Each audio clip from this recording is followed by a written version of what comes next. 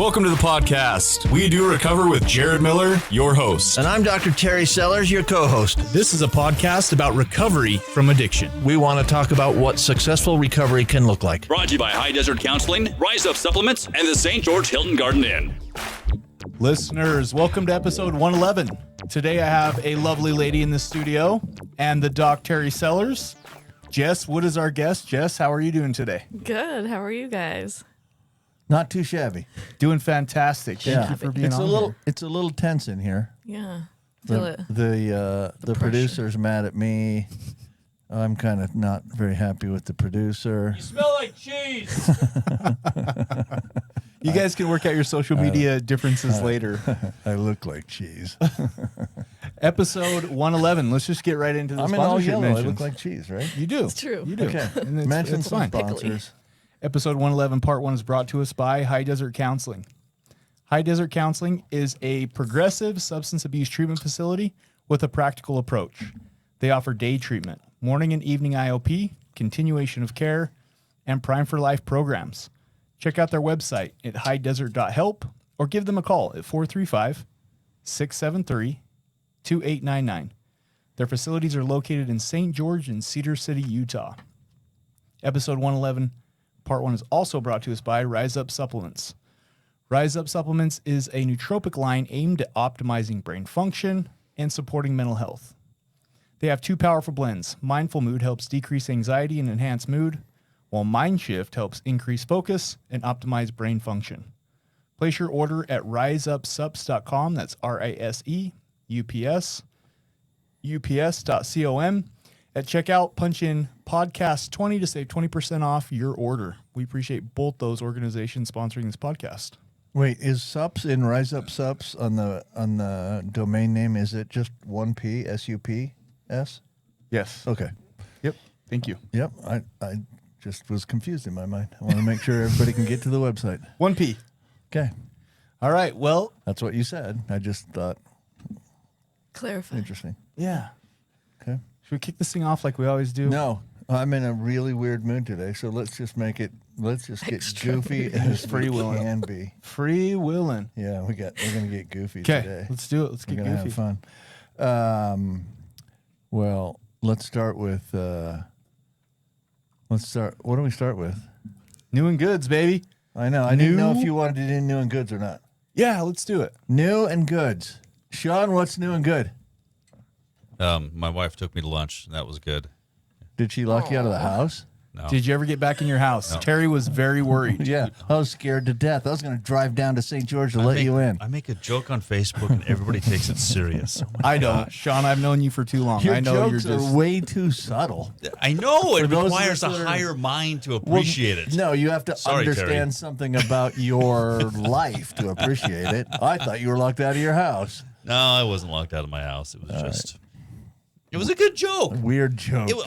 all the post said was, if you're reading this and I married you, I'm locked out of the house.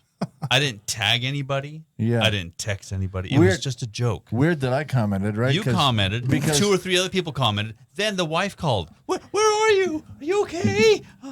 I'll come get you. I said, no, go away. it's weird because I'm 3 not, hours I'm later. not married to you. I was reading that post, but I'm not married to you. I don't know why I decided to comment. I'm not commenting on anything you ever post ever. You want to be the again. next Mr. Denovan? Is that what you're Not even. I think yes.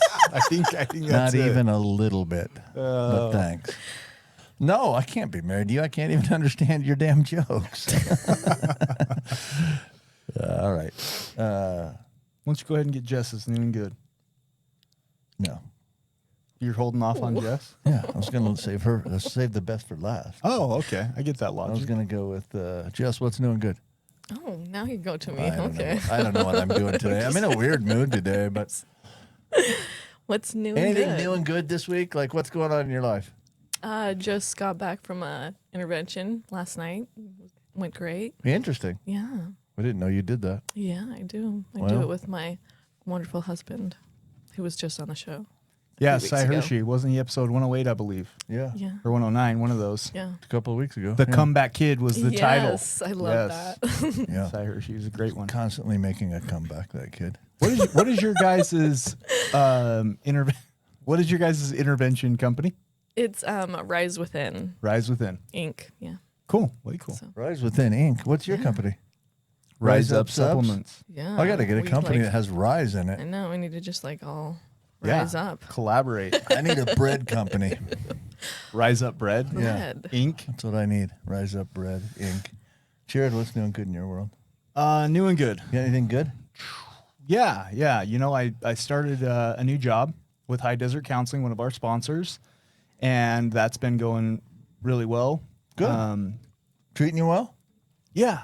Life. You know, it's a little weird getting back to like Sure. work and everyday life. Sure. But you know, routine's important. Yeah. And then we also have, so we kind of hinted to this a couple weeks ago when we had Cleachy on, but the SJS Scholarship Foundation, which is a nonprofit, is getting ready June 3rd to have Talent in the Park, and they've asked me to MC that. They're going Sweet. to have Oh, how cool. Joe Nestor and Cleachy out Yeah, here I've to heard that. perform. Sweet. And then the very next night, June 4th, we're doing a fundraiser for the Sobriety Foundation. Susan Peterson, we love her. Yeah. And we're going to do a recovery concert down here, actually on this very campus at the Cox Performing Arts Center. Oh, sweet. Yeah, so save those dates. June 3rd Who's emceeing in that? Ogden, Utah. June 4th in St. George, Utah. Me and you were emceeing that. What? Yeah, I signed you up. It's fine. I'll stand there and look goofy. How about that? Sounds great. Yeah, I can do that. That's Sounds unusual. That's I'll good. wear it. I'll wear one of my golf outfits, and the place will boo me off the stage. It'll be fun. So those are my new and goods. Doc, what's your new and goods? New and good. New and good. I don't know. Do I have any new and good? My life is such a miracle. It's unbelievable. I can't believe I struggle to find new and goods every week because my life really is pretty dang good. But new and good. I have a brother that moved in with me. Yeah. Yeah, How's that going? that's all right. That's my boy, Jared. Yeah, Yeah. Jared. I got too many Jareds in my life. AKA I got- Mr. Clean. I got too many Jareds. He looks a little like the Like Mr. Clean. what's that guy called? Like the genie that represents Yeah. Mr. Clean. Yeah. He's bald. Yeah, that's him. He's bald. He shaves his head. Mr. Clean. I was looking for the word genie, dummy.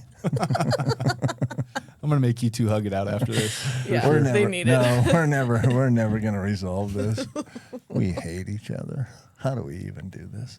All right, should we get to a podcast? Let's get to it. Okay, we got Jess Wood on our podcast, and well, first of all, tell us a little bit about you currently. Tell us what's in your life, like what's Currently. life right now. Currently, I have 4 kids of my own, Holy mackerel! and then 3 stepkids that I. You guys almost have like enough to That's like 11 form a teen baseball children. Yes, team.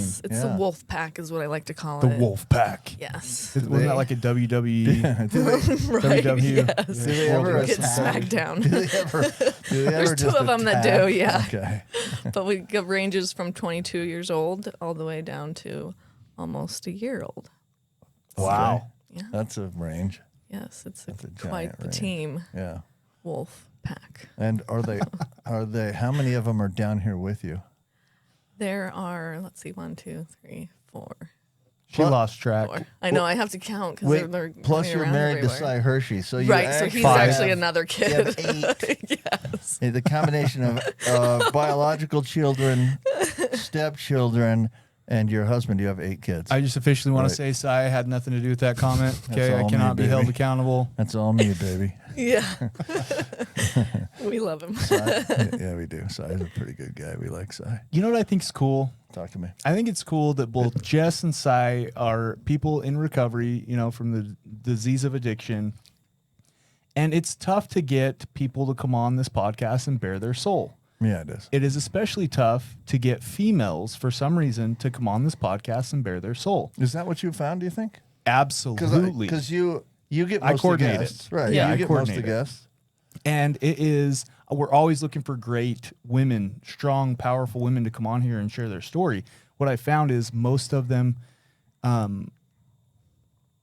would like to practice the anonymity thing. And I Yeah. can respect that. I Okay. can. Jess, thank you so much for coming on. Yeah. Yeah. And thank For you for sure. being willing. It probably helps that you work in the industry doing interventions. Definitely, for sure it does. Yeah.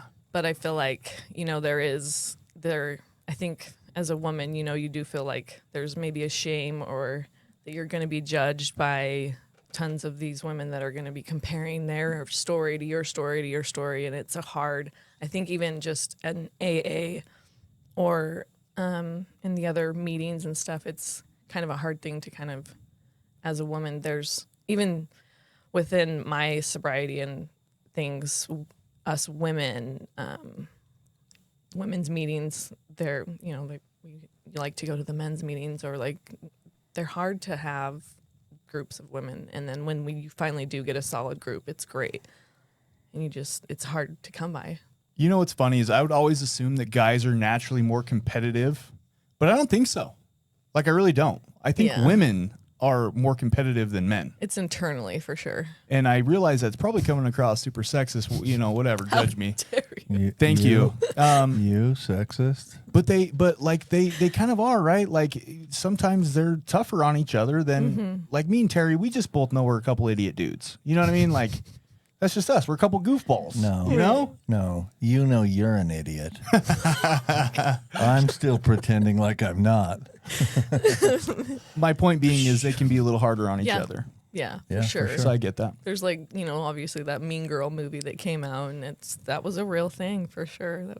That can be But- a real thing. But you can Yeah. also have real good women that are looking out for each other and have each other's back. And I think that's Are we something gonna Are we gonna shout out to any kids? shout out to my Let's- CJ. CJ. Yeah, we'll do shout out I to think- Sachi. I think I'm playing Cece. golf with CJ later. Yeah, Yeah. yeah, he's great at golf. Yeah, I'm sure he's actually golfing right now. probably. So- Yeah. And Who then, who else you got? let's see, Cece, Jaden, So there's I once the got whole family tree. Jackson, Ruby, and my baby Cooper. Coop. He'll hear this. The Coop. Coop will hear it. You may not know it, but Yes. he'll hear it. Right? Good. All right. So take us back to we have about 13 minutes left in this segment, so we got about half the time left. Okay. And like you, we were talking before the episode started, and you really want to focus on kind of what you've done in the last 10 years in recovery, and that's great because so do we. I mean, that really is what we have decided is the focus of the podcast. Right. We don't want to do tons of war stories and glorify using and do any of that. The main focus is showing people who have gotten clean and sober, who are accomplishing really cool things while they've been clean and sober. So kind of being hopefully a beacon of hope to some people that, yeah, you can get better. And when you do, you can do whatever you want. So we're going to get to that stuff in the second segment. Okay. But I want to start with, okay, where'd you grow up? I grew up actually in Utah, Orem. Good Orem? old Utah County. Yep. Good old That's Utah a terrible County. town. Yeah. Where'd you go to school? Lovely. Depends. I jumped around all over because I You got started kicked out of school struggling. a bunch, didn't you? Well, I didn't get kicked out. I just thought switching like regions and areas would like change Would because I save did you? start struggling with drugs and alcohol at a pretty young age. What age? Oh, Well, 14. that's pretty young. Yeah, I mean, I definitely decided to seek out. There was some internal things I think that were going on, with myself as far as like just identifying with people. I didn't know who I was, and for some reason, alcohol really just kind of spoke. Was that your first drug? Yes. Started drinking at the age of 14. But it was very quick. So I actually, I think another thing, the reason why women, I think, struggle with sharing some things is because a lot of it does have sexual trauma. And Yeah. with that, one of those, that's that very day that I drank, I had a sexual traumatic experience. And that led me straight to the liquor. I grabbed the bottle and just downed the whole thing. So wait, hold on. I don't want to explore this deeply, okay? No, Because it's this is okay. not the podcast, right? Right. But so are you saying the sexual trauma drove you to drink, or were you drunk and that No. led to the sexual trauma? It was the sexual trauma made you drink. made me drink. Okay. Can I share a quick statistic? Yeah. So if you have 10 people with a substance abuse problem as an adult, 9 of the 10 women will have had some type of sexual trauma in their past statistically, and 6 to 7, it's 6.5, which makes no sense to me, but 6 to 7 of the males will actually have some type of sexual trauma. One in guy their had past. half of the sexual trauma. I don't know that we want to go there, but yeah. I'm ready to go there. Trust me. On a more serious note, I think often people that don't really understand substance abuse, they look at the individual and they just see somebody making, in their mind, poor choices. Right. And it's because we really don't take the time, or it's a lack of awareness to realize that there's something underneath that they are wanting to escape from. And again, not in every single instance, but the majority, there is some type Right. of trauma that they're trying to run away from, escape from, cope with. I don't know if you remember me saying this on this podcast, but I have, and I say it a bunch. I gave a long time ago, I decided we're not treating addiction very much. We're treating trauma. Absolutely. And so, yeah, I think it's pretty common that, and you just mentioned sexual trauma. There's other types of trauma also. So Yeah. if you add the Domestic violence. Emotional, how many out of 10 women did you say? 9 out of 10. 9. Okay, if you add the 9 out of 10 women and the 6.5 out of 10 men, if you add to that other types of trauma, you're probably pretty close to 100% of people that are abusing drugs and alcohol that have some form of trauma. Now, it's not 100, because I don't think I've had any trauma. I think I had migraines. You share that, but I'm telling you, if I was a physician and I was working 78 to 80 hours a week, that would be traumatic for me, man. I didn't have that. That's okay. We'll Let's not do another me. podcast. Another podcast.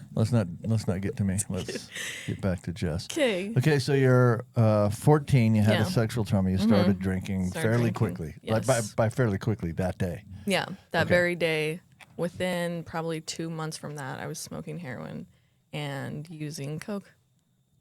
And You're a quick study. yeah, Yeah, you don't mess around, do you? yeah, I really just kind of went I'm not straight gonna mess. for it. I'm not going to mess Yeah. with this weak stuff, alcohol. Although alcohol is a deadly drug in and of itself. For right, sure. that one's readily available. Well, Yeah. everything is really, but yeah, It's readily available, although not as much in this state as it is in other states. It takes a little bit of work, at least in this state, to get some. In other states, if you're 14, it always takes work. But yeah, if in other states, if you're 18, you could just walk right in and buy it, or Yeah. 21, whichever the state says. At 14, how were you getting the resources? So it had to be kind of inconsistent use. oh yeah. It had to be almost kind of recreational at that point, because how does a 14-year-old have the resources Right. to So acquire? I had a cousin who lived right by the, I guess it was UVU, but I can't remember what it was. back UVSC then. or- yeah, or- UVSC is what it was before. But Yeah. she lived in that neighborhood, and we would walk and we would jog and run and get attention from these guys, and they would invite us into their houses, and we would just like, oh, this is good attention from, getting this male attention from these men. And that were older, and then you'd go back to school and be like, "Hey, I hung out with some college guys, and this and this and this," and then went from So there. the college guys had the drugs. Mm-hmm. Got you. yeah. Okay.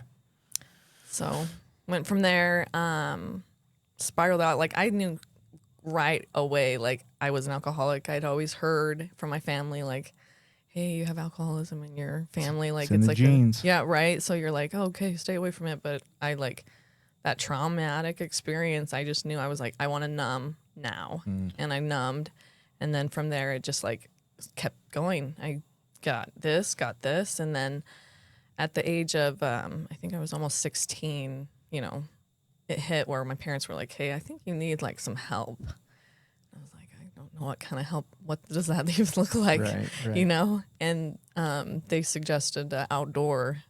Oh, good. wilderness? Little wilderness program. Yeah, did a wilderness program. So I didn't ever get like snatched up or whatever. I actually agreed to it because I felt very out of control myself. Like I knew it wasn't within me to want to do these things, but So you agreed to go to Yeah, I did. wilderness. I agreed to go. I have a funny story with my dad that he was searching. We had to get this list of things that I needed, and he had this knife, and he's like, "Okay, it looks like you got to have this knife." And I was like, first thing I'm going to do with this knife is stab it in the person. And he was like, "Oh my," and I was just doing it to just like rile him up and scare him. And he was like, "Oh my gosh, this girl's like a gangster." And I was like, "Yeah, 16-year-old gangster going out to this wilderness program." But from there, I thought, you know, I was going to be sober from there. I got out. I loved life. Like, it made me love the outdoors How so long were much. you in the wilderness program for? 12 weeks, I think it was. So pretty good little start Yeah. on That's some a- clean that's- time. Yeah. Yeah. It was good. I enjoyed every bit of it. Didn't have like really any bad experience with that, but I knew right away if I was going to come back and come to, you know, my same old friends, same group, that it was going to be a struggle. And I begged to actually stay. I was down in Arizona is where I did it. I begged to stay. I was like, I need to stay. Like, I can't even go back there because I'm scared. But my parents were like, I don't know what else. There's no like really options for you. Your grandpa just died. Like, you got to go. Yeah. This is where And the one of the family's actually at. the experiences that I want to share with that is with my grandpa when he did pass away. I was leaving to the outdoors, and he was supposed to live, you know, another 6 months or something like that. But he's in his bed in hospice, and one thing, he grabs my hand, and me and him were at, you know, we weren't getting along at all really well together. And at the time, he just grabs my hand, and I looked at him, and he says, Jessica, you got to remember, you're beautiful within, not on the outside. Love that. And it was weird for me because I was like, my grandpa doesn't get serious like that. He's never been like one to just like speak to your soul, but it did. Like that moment, I just felt like, whoa, grandpa, like, okay. And then I heard later, you know, through some letters that he had passed away, and I didn't get to attend his funeral. Didn't get any of that because I was obviously gone, but that even today still like touches. Was that me. one of the last things he said to you? Yes, that was the last thing he said. Pretty cool. Yeah. Well, that's really cool. There's like some power Grandpa behind loves you. being seeing somebody like that. Yeah. You know, I think every day, like I kind of go around sometimes and I put on a mask. I've been doing it since Mandy lost, you know, the baby, and Yeah. you put on this mask and you're superficial and you just kind of put on a good show, right? And when somebody can look you dead in the face and be like, I see you Yeah. and you're beautiful in there. Yeah. And it's like, it hits different, right? Well, and It's, when the person especially that it comes from sometimes too, like Yeah. and to be honest, like I can get someone as a complete stranger, and when they just look at you and they see you and they tell you that, something that's like, whoa, like, how do you know what I'm going through right now? But they see you and they tell you like, you're beautiful. It's like, that's a little different, you know, like that you're telling me something a little different that you're seeing that's not on the outside, it's in. and sometimes they don't even have to say anything. No, yeah, for sure. I can relate to that. And I'm not going to make this about me, but a quick little story. So, you know, we kind of shared on social media our loss. And, you know, when I go to the gym, it's part therapy for me. Like I'm in there to work out and get a good workout in. And so I'm doing my thing and I'm working out. And a buddy comes up that's in recovery as well. Man, I'm going to get emotional. Yeah, you are. And I'm doing my thing, hitting the weights, right? And totally in the zone. And it's the farthest thing from my mind. He just comes up and just gives me a big hug. And I just start bawling. Yeah. I take my headphones off and I said, F you, dude, I'm trying to work out. You know, like Yeah. sometimes it just, you don't even have to say anything. Just knowing that somebody's hurting, giving them, a warm embrace, letting them know that you see them. There's a lot of power in that. Yeah. Yeah. And I think, going back to like the story of my sobriety, like I lost that. And with using and doing all that stuff, it was like there was this person that I wasn't being. And people can tell quickly with, when I'm using, I'm not You're not authentic. Jess. I'm not Jess. I'm somebody else. And, going through a lot of the other things that I went through, I've been to another rehab. And my son, I'll quickly just share that my son, who was 4 at the time or 5, didn't care. Like he was like, "Okay, bye, mom," and I was like waiting for him to just be like, "Hey, mom, no, come," and like give me some excuse. And then I was like, then if he had some excuse, then I would just be able to go with him, and then I don't have a reason to have to go, to this rehab. But he just walked off and went off. But then the moment I came back home from that, stay at the rehab, came down the escalator, he walks up straight to me. And, I'm expecting, of course, this beautiful embrace. And he pushes me back, my shoulders, and looks at me in the eye and says, "That's my mom." So cute. That's great. Hey, we're about out of time in this segment. We'll be back after a short word from our sponsors.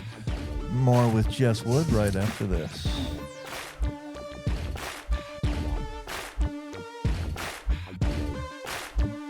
You are listening to We Do Recover with Jared Miller and co-hosted by Dr. Terry Sellers. We'll be right back after this short break with more of We Do Recover with Jared Miller. Brought to you by High Desert Counseling, Rise Up Supplements, and the Hilton Garden Inn. High Desert Counseling is an adult outpatient substance abuse treatment facility. We offer multiple services including day treatment, morning and evening intensive outpatient services, continuing care, and Prime for Life. What makes us different is our emphasis on gathering all of the information before enrollment. We do this by offering a thorough evaluation by a credentialed professional. Once we have committed to you and you have committed to us, don't worry, insurance will not dictate your treatment. Lastly, the pretzel effect. We are a brief intervention where we connect our clients to community, mental health, and medical professionals to help maintain recovery for life after treatment. At High Desert Counseling, we strive to be the bridge from active addiction to recovery, community, and connection.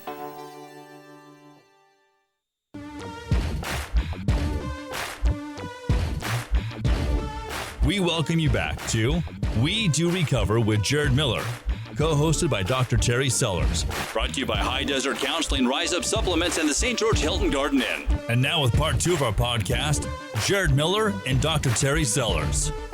All right, welcome back, everybody. Part 2, episode 111. Sorry, I kind of got loud on that intro.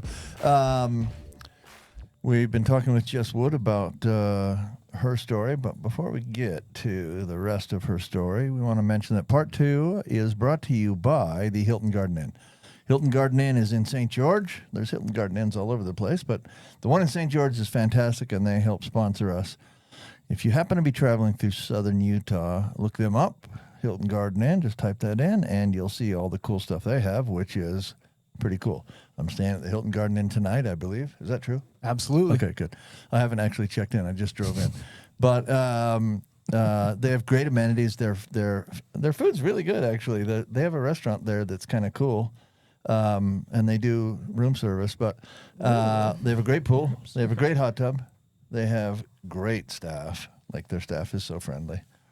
And so give them a shot and let them treat you like a guest. Shout out to Estefania. She's always is our fantastic. girl. Yeah, she's our girl, she for does sure. a great job. She takes really good care of me. She's super friendly, too.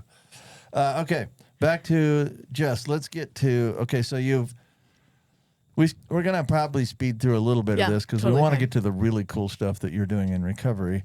But take us to the point where you finally decided this is it. I got to give this up for good. Yeah. Let's see.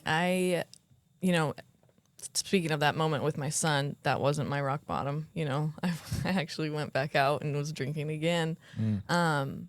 And my rock bottom was getting, I was dating a guy. He had several kids, and I'm going longboarding down the canyon of Provo, and I fall several times, and I'm taking them with me, right? So I'm taking these kids, and I'm like, getting all fun, let's have fun, and I'm super drunk, and I'm just rolling and hit my head and get a concussion while I'm still taking the and then hit my stepson at the time. He looked at my face and was like terrified, and I'm like, and I just saw my son, who was 5 at the time. I was like, what am I doing? Like, what am I doing trying to take care of these kids while I'm stumbling down Well, I'm a mess. right. Yeah. Right. Like, Yeah, I'm trying to, essentially. and I'm like, I did not see a future doing that. Yeah.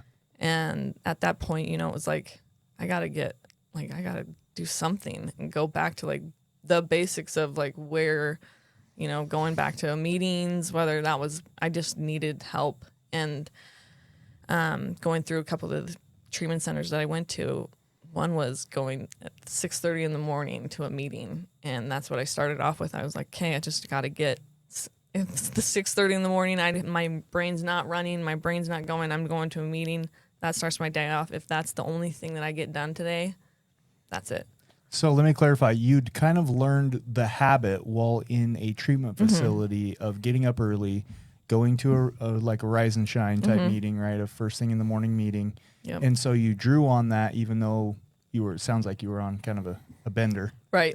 You drew on, hey, I know the skills. I just there need was to seeds apply planted. them. Yeah. Yes. Yep. Oh, I love that. Good. I want to point out one more thing that you said that Yeah. I really like this, and I hope this is part of maybe the theme of the podcast. There is no future if you're using or drinking. There never is a future. And every story we've heard on this podcast, Yeah. 111 episodes now, there's no future in it. It doesn't work out well. No. And so your future doesn't really begin until you give it up, until you decide, I'm not doing this anymore because this isn't working for me. Yeah. So if we could someday, in our 1 millionth episode, if we could ever touch somebody before they get to the point where they start, if they can have heard something that allows them not to start because they know there's no future, that would be a goal, I think, of if we could do that in the podcast, Yeah. that would be awesome. Yeah. Just. But there is no future. Yeah, Okay. You can't. So And you start going to meetings. started going to meetings, starting my days off, get a couple months clean, go back out because I thought, well, maybe I became normal again. Yeah, sure. You know? You're And maybe cured. I can drink at least once. And I did. I thought I could. And 2 years, I think it was like a year and a half later, I still wasn't sober. Then, started off again. I was like, okay, I got to go back to the 6:30 meetings. Started doing that. But Did they ever teach in any of those meetings this thing called powerlessness? yeah, Oh, okay. One's Yeah, too for many sure. and 1,000's never enough. pretty sure. Some of that sounds Repeated. I familiar. think it's even like on one of the sayings all the time. Someday, though, somebody's going to be powerful enough to Yeah. just turn into a gentleman drinker. Right. But Yeah. okay. Anyway, so I actually end up in another treatment center, have a seizure while leaving. So my parents were going to pick me up. You mean while leaving to go to the treatment center? No, While leaving leaving it- home. I detoxed, got out. I was ready. The last thing I remember is I looked at the clock, and I'm in an ambulance, and Hold people on, are girl. asking Are me. you talking about detox or are you talking about a treatment center, treatment like center. a residential residential? 3.5 Yeah. level of care? Yeah. You had a seizure on your way out of one of those and they didn't keep you? They did end up keeping me, but I had to go. I Okay, had to thank go goodness. to. Yeah, you're like, wait, what treatment center was this? No, yeah, I had a grand mal seizure, almost bit my tongue off.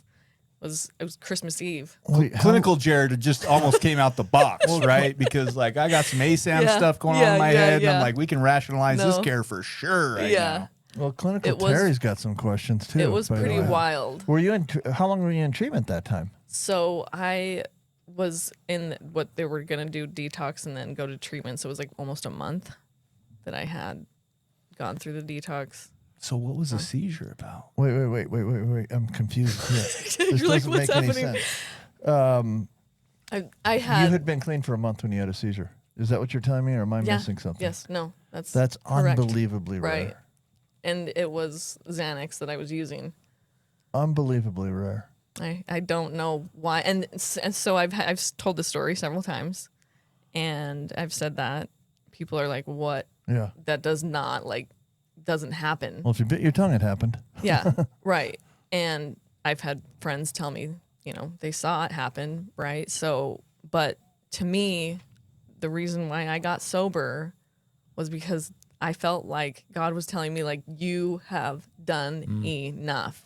Like, I'm showing you with your physical, like, I had no power over, like, I was wanting to go home. I was wanting to spend Christmas with my son. I wanted to be home. And Right. you want to be home and sober. And I had no control over that seizure. I had no control for over. sure. And so it was like, to me, I'm like, oh my gosh, like, I can't go back to doing that because there was no. I have a theory around this, and I swear to you, if I ever go after my doctorate, this is going to be my thesis. There is a correlation between near-death experiences and people drastically changing and like buying into recovery. Because, Yeah. listen, people tried to recover me for a long time before I was ready, and there was something about my near-death experience that after that I was not only was I willing, I was grasping at. Yeah. Because then it really hit home like Yeah. my life depends on this. Yeah. This is like a real thing and I could die from this. Yeah. Well, It here's, was- here's the other point to that is near-death experiences also sometimes become Yeah. death experiences, death, right? yeah. People die from this disease. So Also, can we Apparently just you pause didn't for a die. sec too? Because I want a little education piece as far as there's a couple substances, and we got a doctor in the house. There's a couple substances that can kill you when you're detoxing off of them. We've shared this a lot Yep. on this podcast, and it's good because it's good awareness. Alcohol and benzodiazepines. You were coming off of benzos at this certain point in your journey. Doc, I know that they have to wing people off benzos because they can have seizures and they can die, just like Jess just shared. Right. Why is it after a month, though? I mean, that's pretty uncommon you shared. Like, super uncommon. 95% of all seizures that are alcohol or benzo related happen in the first week. so she was outside of that zone. Way outside of that. And I zone. was peeing clean. I've as well. never seen a seizure a month out. I've seen one 2.5 weeks. That's probably as far out as I've seen. You don't have a history Now, of seizures. The difference, Never. the difference is the substance, okay? Because alcohol has a relatively short half-life. Benzos can have, there are benzos that have a longer half-life. The longer the half-life is, that also means it takes longer to get that out of your system. And it's not until it's out of your system that you could have a seizure. Like, people don't have seizures while they still have benzos on board. And so if she was taking a longer acting benzo, what benzo were you taking? You remember? Xanax. Okay, it's not the long. It's not a super long Yeah. one. It's longer than alcohol, but it's not. It's not a super long acting one.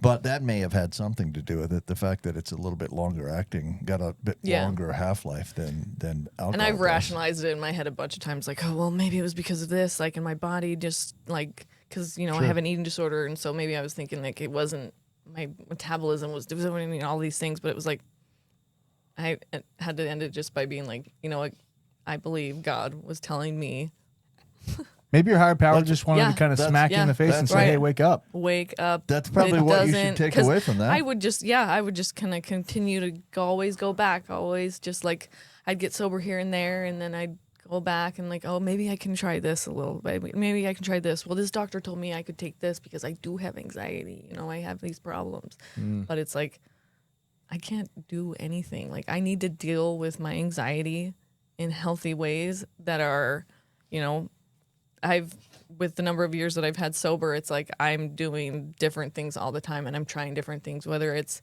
you know, seeking a higher power, whether it's trying religion, whether it's trying cold ice dipping in the pools, you know. Polar plunges. Yeah, polar Yes. plunges. Yeah, like hiking, biking, running, you know, I'm trying everything because there are times when it's like, oh, things are working, and then all of a sudden something's not working because, you know, my mom passed away 5 years into my sobriety, and I was pregnant, and I was dealing with a husband who was shooting up heroin and decided to also try meth into the mix of it. So it was like Oh, good all choice. of that, right? Yeah, I was like dealing with all of that in 1 month. I had a baby early, and my mom died, and I divorced, you know, I separated from my husband, and that was like, And you stayed sober. and I stayed sober. Wow.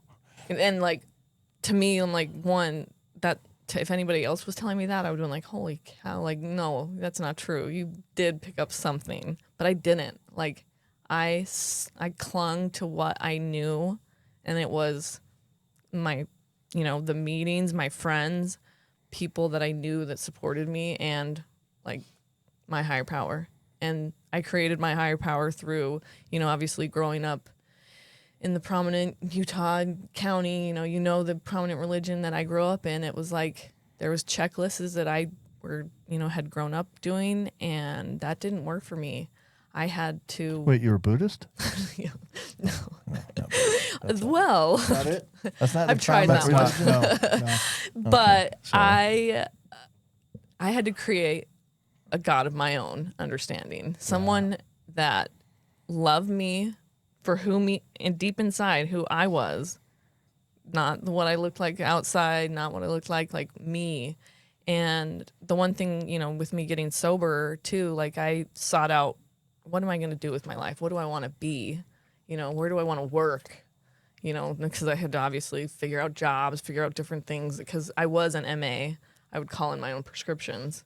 Been there, actually. done that. Yeah. So I'm like, I got to figure out a different plan. So I sought, I went to Cirque Lodge that was close by my house. I thought, I'll start working here as a tech, and, it was kind of worked up from there.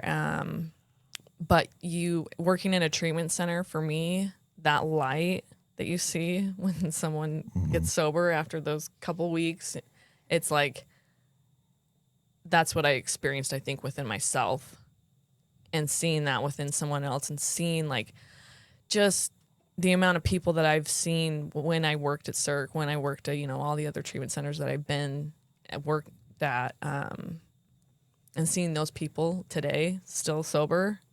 And those are hard to come by, I've seen deaths, I've seen people, through the whole social media thing, like I'm seeing it daily, people losing this battle. It can almost become a form of another addiction. Exactly. Yeah. And so it's like, a healthy addiction. Right. Right. Like when you watch somebody just have their, I would say, the light or their spirit come back into them. It's what keeps me going. Like when I have hard days and I need a win, those are typically the wins that I'm like, okay, I'll show up to work tomorrow again. Yeah. You know, seeing that light, but also just like there's a purpose, and you want to find that purpose. What is that purpose that you yourself, what's my purpose? What do I want to give somebody else their purpose in life? Like last night with this intervention, we were trying to find this guy's purpose. And his purpose is his family. He wants to be with his family. And that's my, that's always been the ground of my purpose is my kids, and I will fight to the death for my kids. And, through all this sobriety and fighting and the joy in life and things, that purpose is the soul of everything, I think, for me. So I love it. We live in a society today that downgrades the importance of families sometimes, right? But when people can finally realize that that's really what it is, Right. there's nothing more important to people than their families, whether it be the family they're currently in or the family they grew up in or whatever. They're or just their recovery family. Yeah, that I was they gonna formed say. through even years that, of right. Even that, it doesn't have to be blood for me. Like, I love my stepkids. They are right. like my kids, But they're your family. But they're my family. Like, Yeah. they're who is it that supports me, and how do I support my, support system? Yep. My Who, people. who is it that supports you regardless of whether you're having a good day or a bad day, right? Because family's always that. Yeah. So are great friends, and so can recovery family be Yep. that. But my family's going to support me whether I'm doing great or not doing Yep. great. And I had to learn that the hard way too. It was like, my family watched me suffer and suffer, and I've kind of been on that other end too, is experiencing with, spouses. They're just, sometimes I'm like, am I still like an alcoholic? Yes, I know I am, because I'm, I got to remember myself being that way, being that person. But there are times where it's like, sometimes I'm on the other side now, like even in the treatment center world, where you're just like, is there still something wrong with me? I know there is, and I'm struggling today. Like I'm 10 years sober, but there's still things that I struggle with. There's still things that I battle with, but You still have cravings? yeah, I do. I was Occasionally? never relieved of my obsession, and every day I do wake up and I have to find something today, sometimes it's not daily, sometimes it's every other day, sometimes Sure. it's, monthly, like, as far as like when you first get sober, currently I am struggling like with just that. You wake up and you're like, hey, like, what do I need to do today to Right. make myself feel good today? Right. And not feel good, by reaching out and going and grabbing alcohol. Like, it's been very easily acceptable, but it's like, okay, I've got to, change my kid's diaper. I've taken things super slowly, but that's just how I've learned through the process of just being sober, is like taking things one thing at a time, those slowing it down. Yeah. Just, I think a big piece of what you talked about, though, and oftentimes I think we've touched on it a little bit, but I don't know that it always gets the attention that it deserves, is habits. Mm-hmm. Like we get in a way when we're in active addiction, there gets to be a point where we almost go on autopilot. You know, like you go about your day, you get well before work, yada, yada, fill in the blanks.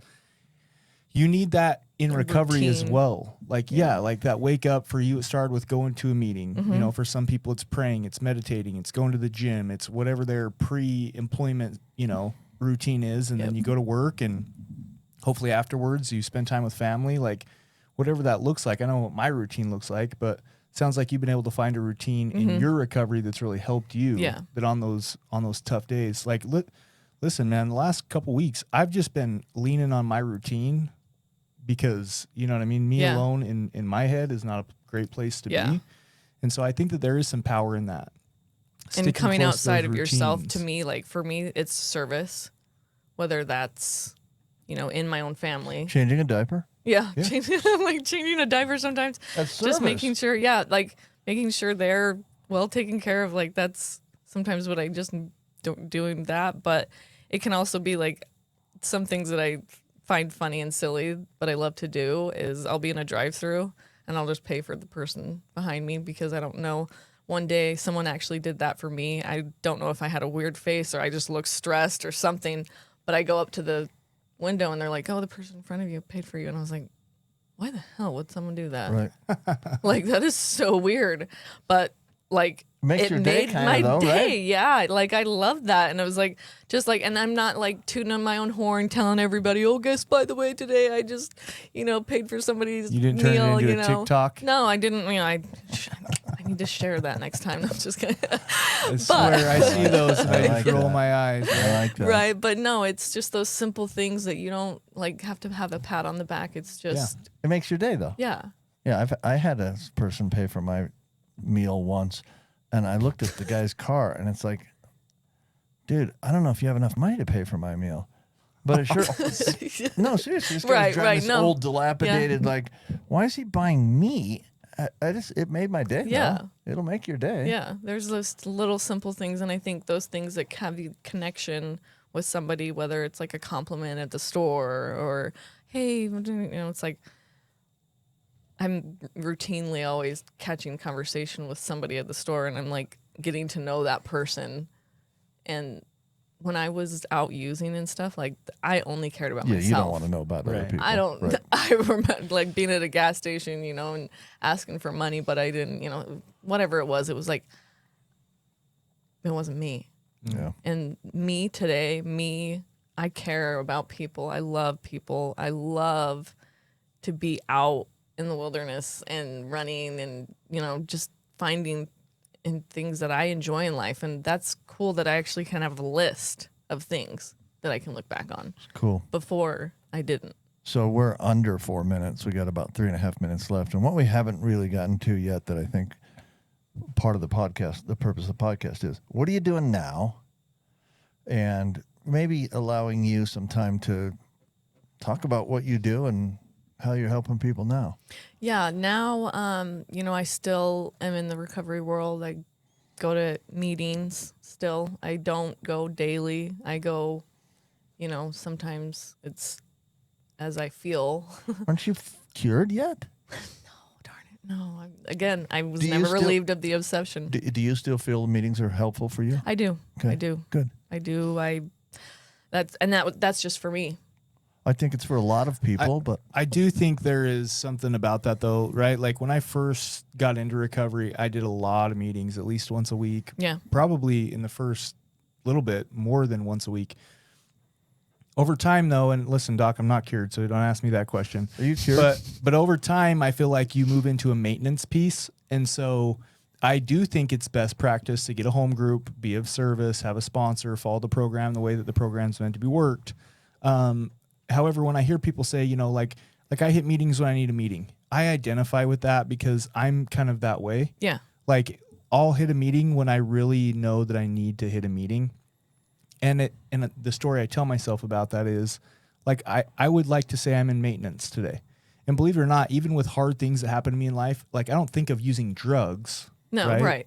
Like I honestly, it helps when I hit a meeting to really listen to the newcomers and stay connected with people and remind myself that if I continue down that self-pity path, I can be that newcomer very quickly. Very quickly. Yeah. Yeah. So that's what I love about okay, me. you're still going to meetings. What else are you doing? Well, we, me and my husband, Cy Hershey, we do interventions, and we kind of go. It depends. Is it like the show? Is it like the TV show? It's just like the TV show. No, we actually They're totally way better than the TV show. Way better than the TV show. He kind of has coined Hershey Recovery. Yeah. Is what it started as, but it's the Hershey method, and we do it differently. We go about coming at it from an angle of not a surprise, it's like, oh my gosh, this whole like, the person knows. You don't just drop it on them, have their family read letters. Right. That We have like pressure cameras, 'em. Have you found that to be a problem ever? The surprise? That it's not a surprise. Has anyone ever not shown up? Or not? No, I mean, is that give people for an out? Cy, personally, he has never had someone say no. Wow. I've always gone. Wow. Wow. If So- someone says their success rates are 100%, don't believe them. It's probably true. Yeah. But I think he does the companionship piece really well. He does. Like a big part of what you guys do isn't just the interventions. Like I know Cy, he does a big part of it is the companion piece. And so listen, when you stick around and they realize that you're not just trying to sell them on something, there's a big piece to that when somebody's going to stick next to you and love you until you get an opportunity to love We're yourself. about out of time. Quick final message. What do you want to say? Find your purpose. Find your purpose. I like that. Boom. Great. That'll All be right, the title. Thanks, Jess, for coming down. Thanks, guys. This is We Do Recover with Jared Miller, episode 111. We'll see you guys next week. Thank you for joining us today on We Do Recover with Jared Miller. Help us spread our message of hope. Like, comment, and share. If you have any topics or ideas for future shows, please share that on our Facebook page. That Facebook page is We Do Recover with Jared Miller. If you or a loved one needs help, please reach out to us. Again, thank you for listening. Brought to you by High Desert Counseling, Rise Up Supplements, and the St. George Hilton Garden Inn. The views and opinions expressed on this podcast do not reflect those of its sponsors. This has been a production from a podcast studio.